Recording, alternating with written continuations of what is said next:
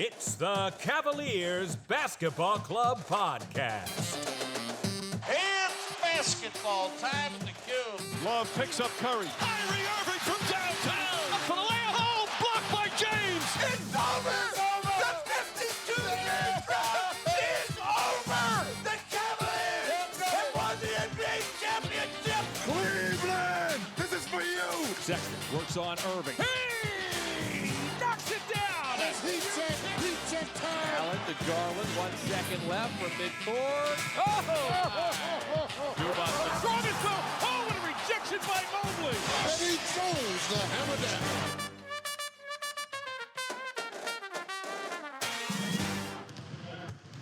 The shoot-around. Welcome back. The NBA draft is in the books, and man, is there a lot to unpack. The Cavs drafted 4 players in total, but their first pick was at number 14, Ochai Agbaji. What did you think of the draft? Well, it didn't disappoint, that's for sure. Maybe one of the most unpredictable drafts in recent memory. The Cavs were definitely a team that was linked to many different players and many different types of players. We are hopeful that Ochai Agbaji works out. There was a lot of chatter that there could be some big trades, but ultimately nothing happened. So thoughts? I feel like the NBA draft does this a lot. The media tends to get all excited. There were a bunch of reports coming out that DeJounte Murray was going to be made available during the draft, which obviously that didn't happen. There's all the stuff in Brooklyn with the Nets just burning down with Durant and Kyrie. I feel like the NBA media tends to look at draft night as a chance for all the craziness to happen, just so they feel like they're on top of stuff. What do you think? Much of the time, this is just a window into, or even not even a window, but an extension of what we saw was bubbling up at the surface of a lot of these teams at the end of the season. Some of it is, I think, manufactured by different sports agencies that know that these are the leads, and so they're going to poke at them, see what they can get. And then I think sometimes it's the teams floating around what they're hoping is possible because they're ready to dump these players. There's no doubt in my mind Kyrie is going to be moved. I think there's going to be some big changes. It's just, it didn't come before the draft, and it typically doesn't. It's usually just the canary in the coal mine. Now that the 2022 NBA draft is in the books, what grade do you give their first round pick, and why?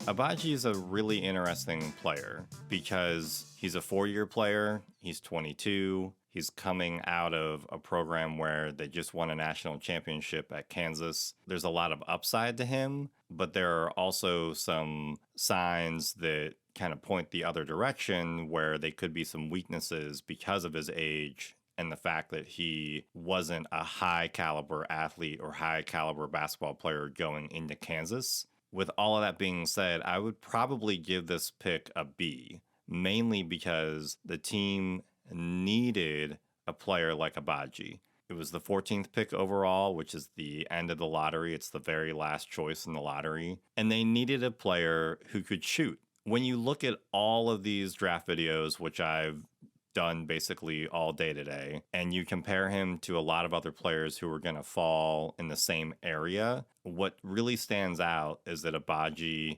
is a shooter. That is the type of player that the Cavaliers need. They really struggled offensively at times with getting the ball in the basket because they couldn't either figure out what the defense was doing or their players on offense would struggle to get open. And because Darius was the primary ball handler, the offense would just go stagnant. So when I look at this draft and I look at where everybody else fell and what the Cavs needed as far as improving their team for next season, Agbaji is a really solid choice. And that's why I would give the pick a B, because of the fact that he fulfills so many needs offensively, and he has some solid defensive upside as well. Do you think you would also give the pick a B, or are you kind of feeling a different way? Based on the needs of the team at this time, and really what we've needed for the last 2 seasons, looking at the options based on what our salary cap is and what players we're hoping to keep and also bring back like a Rubio, for example, as far as a bring back, that keeping the 14th pick seemed like it probably didn't need to happen. Where they're at right now, it made more sense to package something and move a couple of players and find that wing, find that piece that we've been looking for. Maybe that was the right choice. But this team, the Cavaliers, as constructed through Altman, is the first time in the 20 plus years I've been following them that I believe in what they are doing through the draft every year. And because of that, I'm no longer going, oh, come on, you can't get anything good anyway. Move these pieces and pick up a player you know is already NBA ready and get yourself back into the playoffs. In this case, long way around to grading him here. I would give it an A, a solid A, because I think, number one, I'm kind of shocked that he fell to 14. I think he's a solid top 10 player. Anytime you can get that kind of value, I'm already excited. I already think that elevates what the grade should be. Just like Okoro, he's coming in more NBA ready than most. Now, in this case, he actually is more NBA ready than Okoro. Because when we say NBA ready, at least for me, defense is the first thing I care about. Oftentimes, they don't have enough time in college, or the program doesn't really care about it as much. And so they come into the NBA pretty green, and it takes them several seasons to figure it out. I'm excited that this guy on both sides of the ball is ready to play. And the very brief presser I saw of Altman talking about why this guy was chosen is that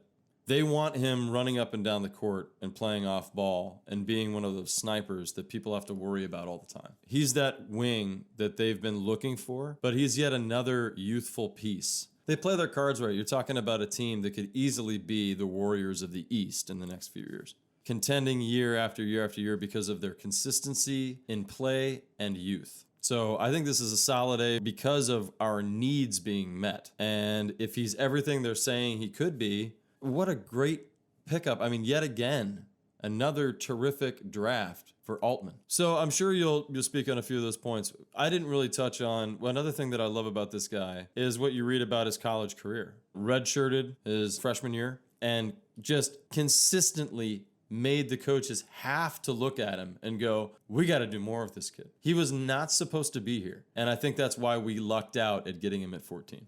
This team, this organization has talked a lot about how they want a certain type of player who works hard but also embraces Cleveland. And there have been press reports that have come out about how when Agbaji came in for his workout, his individual workout for the draft process, he said that he felt like he was at home when he got to the Cleveland facility. I think that really bodes well for his success with the team. You also got into some of his style of play. I talked about how he's a catch and shoot player, and you talked about his defense as well. What does that make? That makes possibly the purest 3-and-D player the Cavs have had. Maybe, I don't even count LeBron in that because he's a savant of basketball. But I would maybe argue they've had other wings. What? I'm waiting for you to say it. I'm very curious who you're going to say. No, I really can't think of anybody. He's one of your favorite players ever, and he got to play on our team. Richard Jefferson? I think in some ways, Jefferson didn't come in the same offensive power that he did earlier in his career, but he's definitely a two-way player that I would consider other than LeBron. I think Jefferson was more of a pure small forward.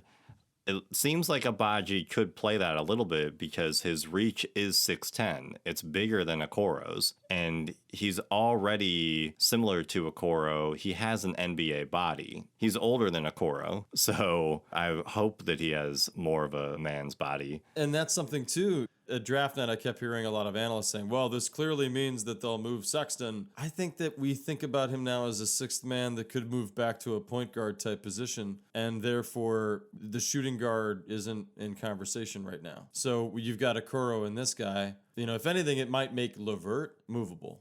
I think the heat is on Okoro in the sense of producing more offensively. If Agbaji can hold up defensively in any capacity, not be as dominant as Okoro usually is, but can be solid defensively, but have a more of a scoring output, I think that puts Okoro on the hot seat. But again, Okoro is younger. This will be his third season with the team. And last year he improved his shooting. And so he's already ahead of Agbaji, I would say, in respect to understanding how the team works. He's an extremely good cutter, and he can play off ball really, really well, which means that you already have Darius Garland, who is a premier passer in the NBA. You have Evan Mobley, who is a really good passer. Allen is a solid passer, especially for a center. And Sexton, if we sign him, can also pass fairly well. So Agbaji doesn't need to handle the ball. He doesn't need to know all the ins and outs of every offensive set. But if he's able to get in the ebb and flow of the offense a little bit better, I think that that will bode well for his scoring production. Because I think that that's one thing that the rest of the bench kind of struggles with is the only other really catch and shoot type of player that I can think of on the team right now is Jetty. And you live and die by Jetty. He is a player that is an inconsistent shooter, and defensively, he's a liability a lot of times. So I kind of think Agbaji has a little bit of room in there to get in that rotation, to put the pressure on those players to have better scoring outputs and to hold up better defensively. That's what you might be swaying me closer to an A now because he fits so many needs for this team as opposed to what we had talked about in our previous draft of them swinging on a guy who is all about potential. They're really trying to find a guy who can plug and play. The Cavaliers ended up drafting 4 players. It seemed like they were stockpiling picks to make a trade, but they ended up using them all instead. Did you like their choice? I was certain that they were going to move those picks, especially when they picked up the 49th pick. It just seemed like they were about to do something big. And we know that we have a little bit of redundancy here and there on the roster. Don't really know yet how that's going to play out. So anybody could have really been moved. There's a couple of players, obviously, we've talked about that are untouchable. But I really expected that Sexton could be moved, Jetty, Love even. I wasn't sure what they were going to do. There was some rumor that they were going to try to move up. But I think it's interesting that at the end of the day, they picked 2 out of the 4 that we talked about wanting or that we hoped that they would go after. And even though there's some rumor that Isaiah Mobley may not make the team, the 15, you don't trade away assets to pick up a pick and then go, oh, but we're not gonna keep him. We just wanted to provide the door into the NBA for you. Nah, they're not gonna do that. So if anything, if he doesn't make the team outright, I'm sure they'll move him down into the G Leagues. So, the second round's never, or these picks towards the end are never all that exciting. Sometimes you find 1 or 2 gems, or people really make careers of themselves as people that come off the bench. And that kind of just goes to show the level of talent that stays in the NBA, the consistency, the longevity of the career compared to something like the NFL. And the fact that it's really hard, if you're not in the top 10, 15, we're probably never going to really know your name. I don't know about what these guys will do for us or any other team in the league, but I'm excited that they made it. And I think that when you're looking at them on paper and you're seeing all of their pros and cons,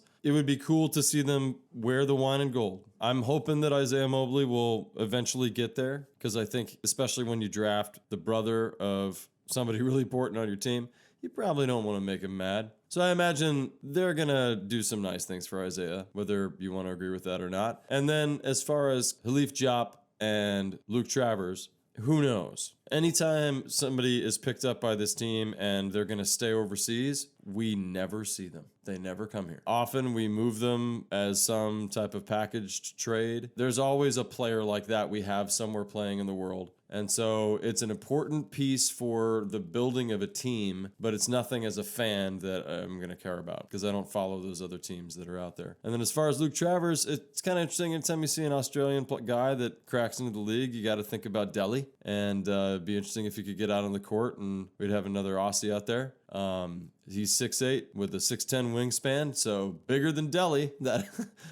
But who knows? Maybe he's really slow. I don't know that much about him. But not that much to say in this part because, I don't follow college sports enough to know these guys. We did a little bit of research on certain players that we liked. And if you listen to our draft pre-show type episode, I wanted Isaiah Mobley. So I'm very happy. We got exactly who I wanted. And now hopefully he'll crack the roster.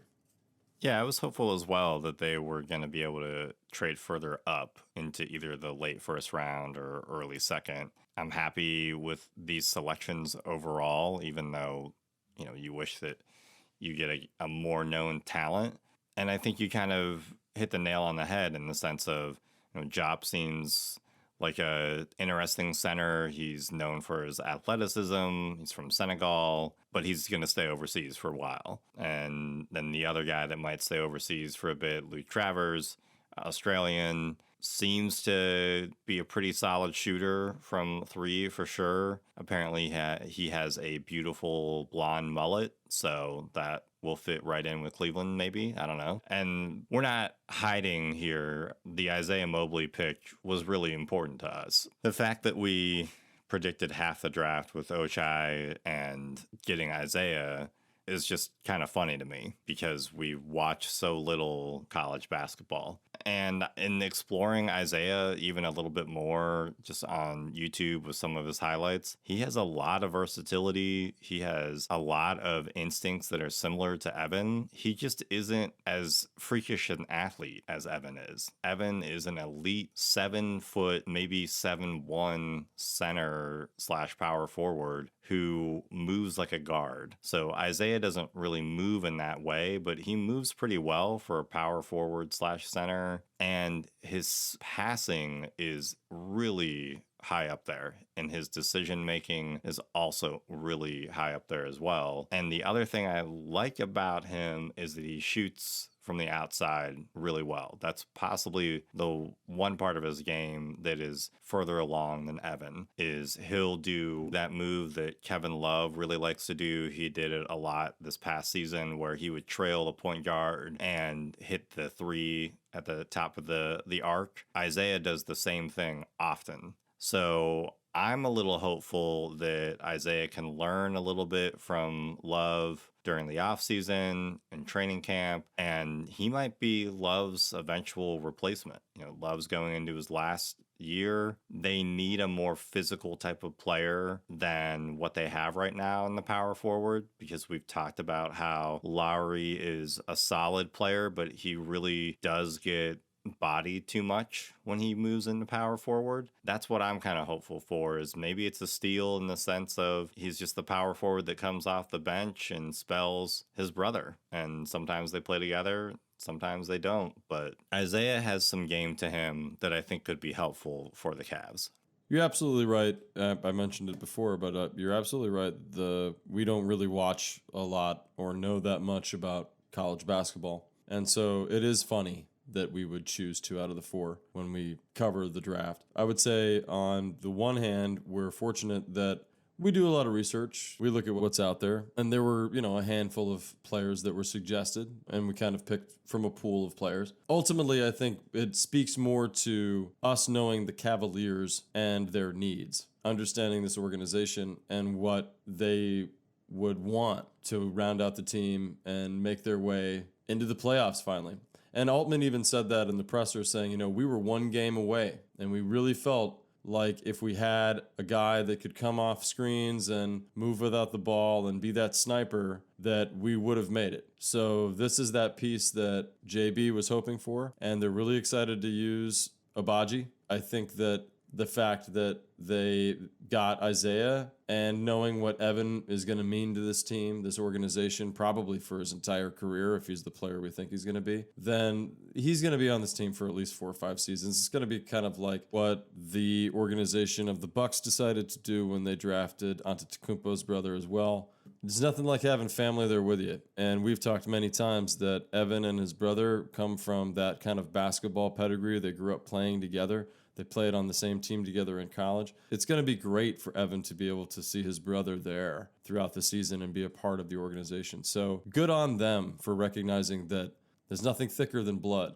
And it's going to be a benefit to this guy that is probably going to be a Hall of Famer for us if we play our cards right.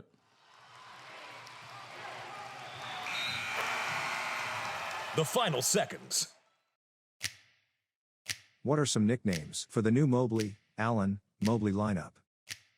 So if the Mobley brothers get to play together, there's definitely a brothers angle that I feel like you kind of have to use for a nickname. I did see on Twitter somebody tweeted the Brobleys, which I think is a pretty solid nickname because it plays on Frobley a little bit with Allen and Mobley. So I don't know if you go the Froblobly. I can't even say it. The Frobleys? Can you do the Frobleys? That would be mine right now. Or something along the lines of the Three Towers.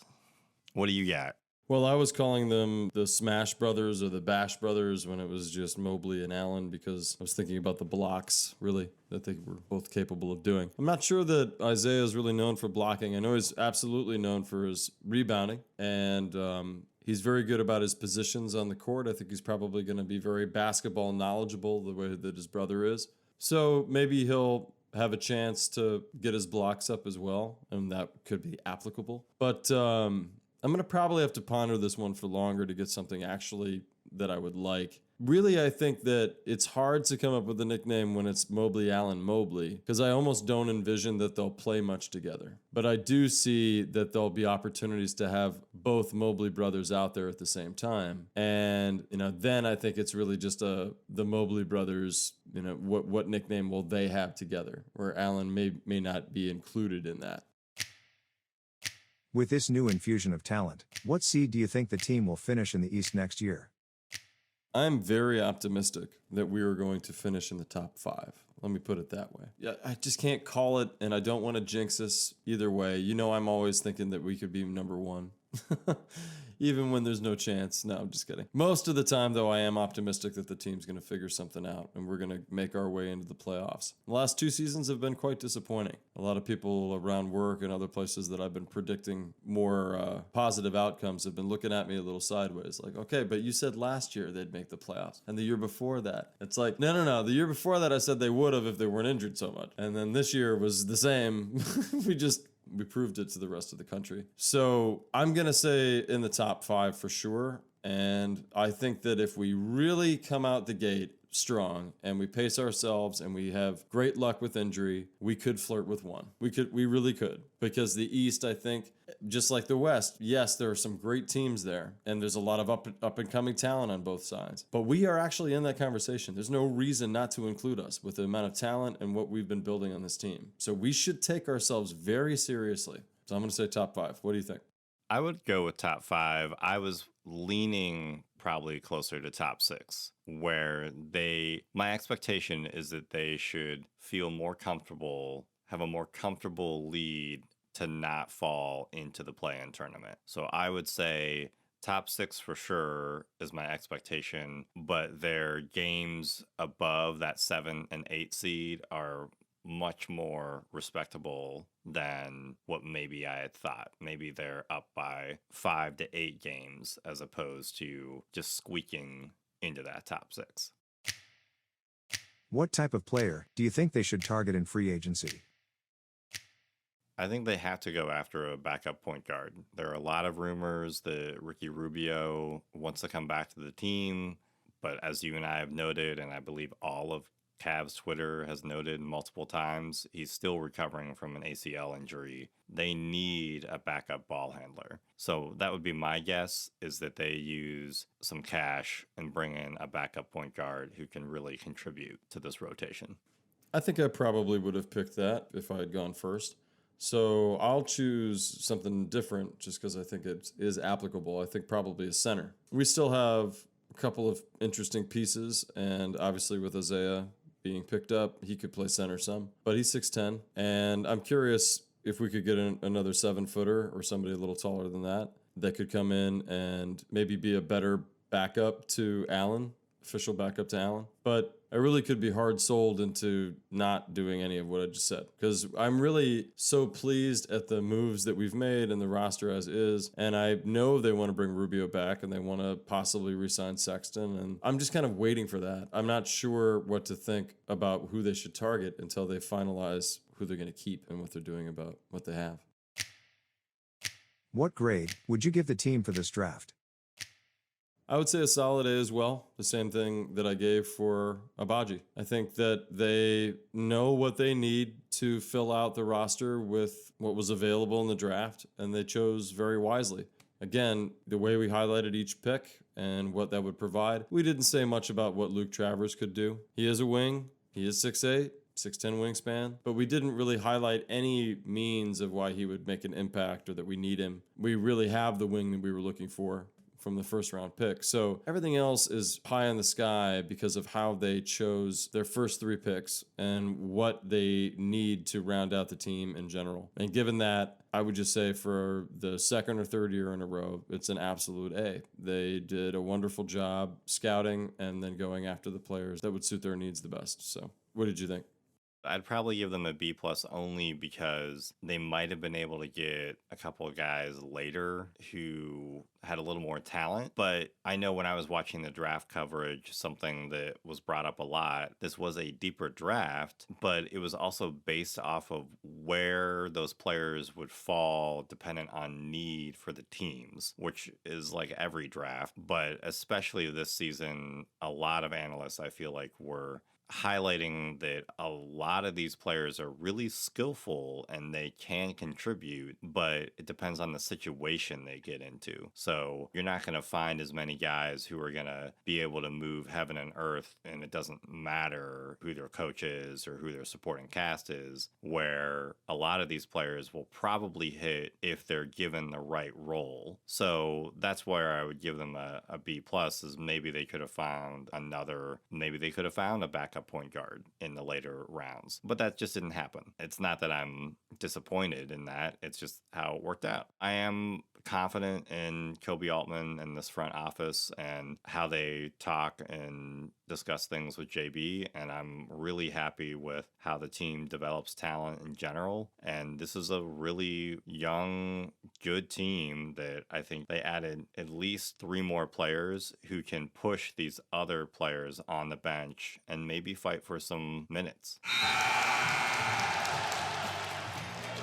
Thank you for listening to the Cavaliers Basketball Club podcast. Let's go Cavs!